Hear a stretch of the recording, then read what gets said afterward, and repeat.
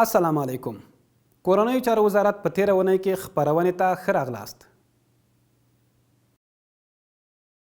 د پاسپورت مرکزی اداره د خپل تخنیکي او بشري ظرفیت له لوړولو وروسته د وری میاشتې شلمه نیټه د انلاین سایټ د غوښتونکو پر مخ پرانیست ترڅو زموږ هیوادوال وکولی شي د پاسپورت لپاره انلاین غوښتنه وکړي.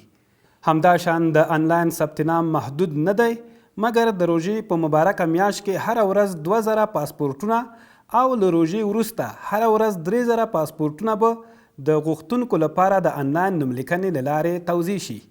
همدارنګه د پاسپورت مرکزی دفتر د انلاین نوملیکنې فیس 200 افغانۍ ټاکلی او له هیوادوالو غوښتنه کیږي له دې زیاتې پیسې ورنه کړي. د افغانستان اسلامي امارت امنیتي ځواکونو د ګډو چڼیزو عملیاتو په پایله کې چې 6 ورځې ننګرهار ولایت کې دوام درلود، 525 میله سپکې او درنې وسلې، ګڼ شمېر وسایط، یوه اندازه مهمات او نظامی تجهیزات ترلاسه شوي دي. په یادو عملیاتو کې 40 تنه ښځینه پولیسو هم ګډون درلود. د کورنیو چارو وزارت د مقام دفتر عمومي رئیس مولوي زین الله عابر خپل کاري دفتر کې د پخواني حکومت له یو شمېر کادري ځوان افسرانو سره وکتل. مولوي زین الله عابر په یاده غونډه کې افغانستان د ټولو افغانانو ګډ کور وباله او وی ویل د اسلامي نظام د ټینګښت لپاره زیاتې قربانۍ ورکړل شوي چې ملت یې په پوره ډاډمن او سولیز چاپیریال کې په ویاړ سره ژوند وکړي.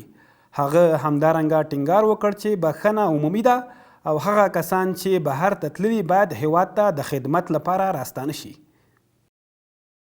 دا په تیره اونۍ کې لنډ او مهم خبرونه، تر بیا چې ستاسو خدمت ته حاضرېږو په لوی الله تعالی مو سپارو.